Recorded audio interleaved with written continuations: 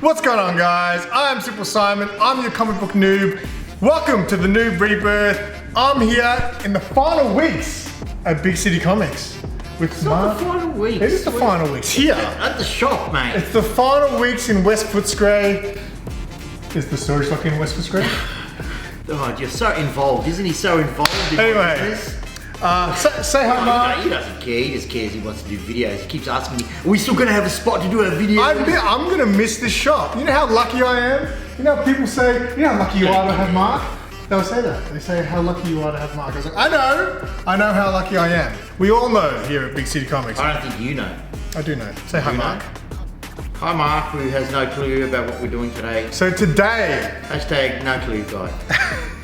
Today, I struggled to come up with a topic, so I went off Surprise, surprise. a previous video recently. Oh, so you're doing a No. So you're following the trends of all the comic book industry, just rehashing old stories. No. So it's one of those things. Often Mark will go on a rant and then he'll stop and say, whatever, that's a story for another episode.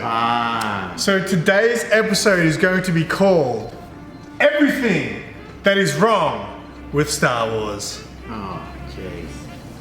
God, you're gonna have to do like a two-parter. We're gonna see the vein. No, I've got a hat on, so you're not gonna see the vein.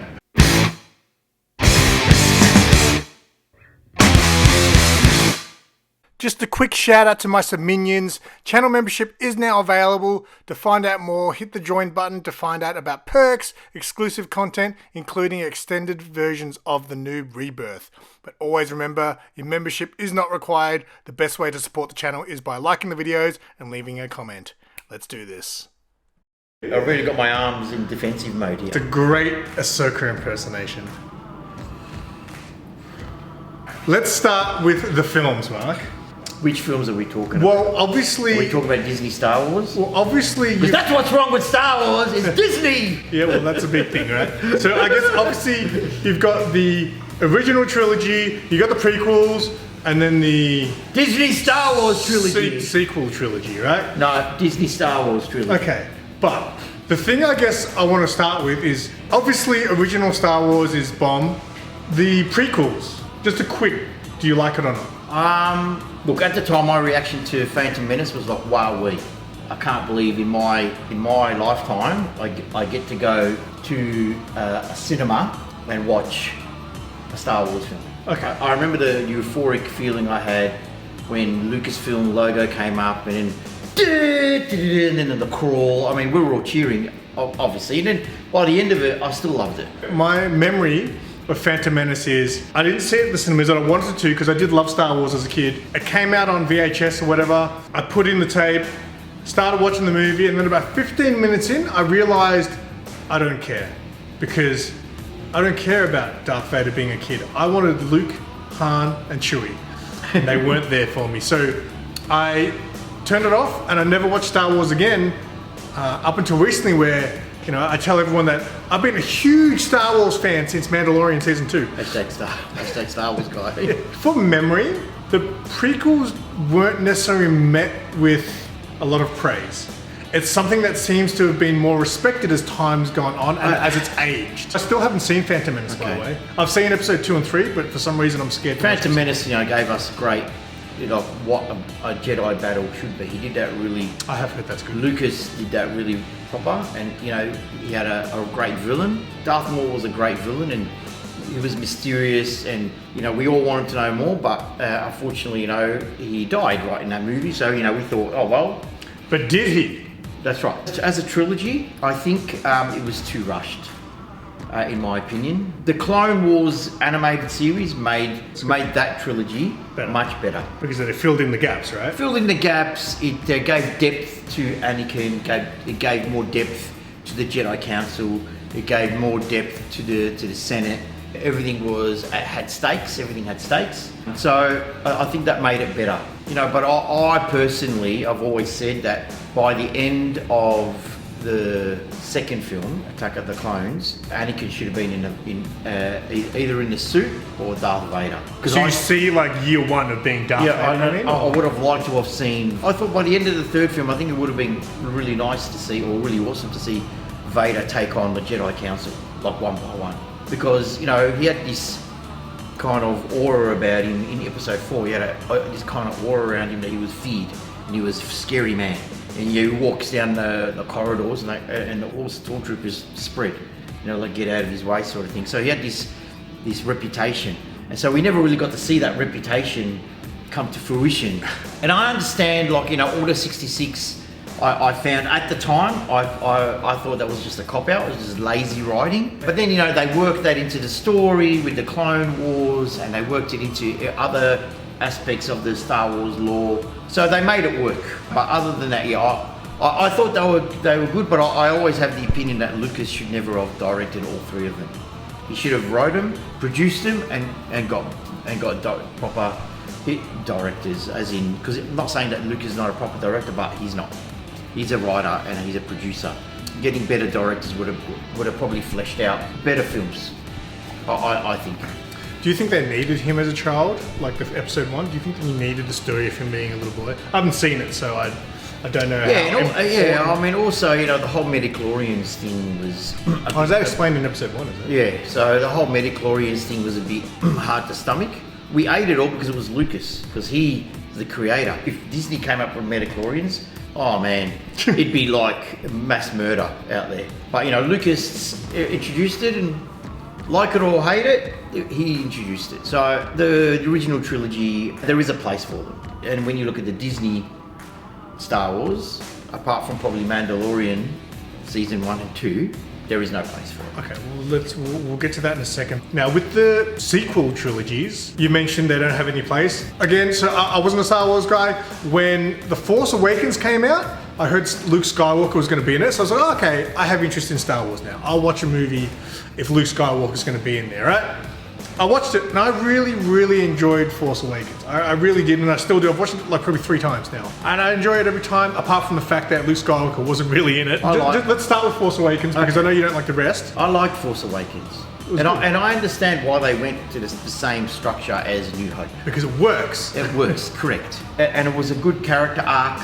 I mean, they had great elements. They had Finn, who was an stormtrooper, That was very cool. Defecting, never done that, never seen that. So that was awesome. He questioned his orders, and his defection was great. When I saw it, I liked it, yes. It looked promising, that scene when Rey touches the lightsaber, she gets visions. You get that prospect of what's to come. Luke at the end, you got an idea of what's to come, only to find out in the sequel that he's an asshole. That he was totally misrepresented. But there were things about Force Awakens that I hated. For instance, Han Solo gets his ship back, the Millennium Falcon that he's had almost all his life. The ship is malfunctioning, they're trying to fix it, but this woman, or this girl, who doesn't even know what ship it is, kidnaps, steals it, doesn't even know what the significance of the spaceship, and then she fixes it. I found that ridiculously unrealistic, in a sense. That she would fix a spaceship that she doesn't even know what it is. And also, she knows how to use the Force and the lightsaber without any training. But she beats Kylo Ren, who's had Jedi training. Apart from those 2 aspects, I thought it was an okay film. But you got to judge it on the other 2 films as well. When The Last Jedi came out, Skywalker. I didn't watch it straight away. I didn't watch the other 2 until I became Star Wars guy. Hashtag. What I did was I rewatched Force Awakens. I really liked Force Awakens, even though on the second. What did you like about it? I just thought it was a great story. Yeah, I just enjoyed the story. I thought, they brought in new characters that you kind of cared about, want to see do well. But then when I watched the next one, it's almost like, for example, there was something building with Rey and Finn, right? And then I feel like they didn't even touch on that. Like, it just wasn't a thing anymore in the next movie, which I thought was really bizarre. Oh, do you want me to go now? And they made Luke Skywalker a douche. The character development of Finn in the first film was totally looked over in the second film. One thing, he went into the same pattern of him trying to leave. He tried to leave because there was no hope. Instead of making him a leader and giving him some more responsibility in the second film, he went down the same path. Exactly, no character development there at all. That whole part of the film where they go to the casino planet and they had no bearing whatsoever on the story. Absolutely nothing. Zero. And the representation of Luke, his story, that he cut himself off from the Force, and he doesn't deserve to be a teacher because he almost killed his nephew over his nephew having a bad dream. I mean, what sort of a person does that? Not Luke Skywalker. Absolutely not. The guy would have worked through it with him. The guy left his training to go help them on Bespin. I've said that before. He was totally out of character. Totally out of character. They totally broke him down and built up the other character that they wanted to. They didn't make him work together. To have him force project his power, I mean, it was just absolutely ridiculous. Instead of building on what Lucas created, and this has gone on through all of Disney Star Wars, apart from probably Mandalorian season 1 and 2, apart from building on what Lucas created, on the world that on the universe that he created, the IP that he created, they wanted to create their own. But that's not how you treat an IP.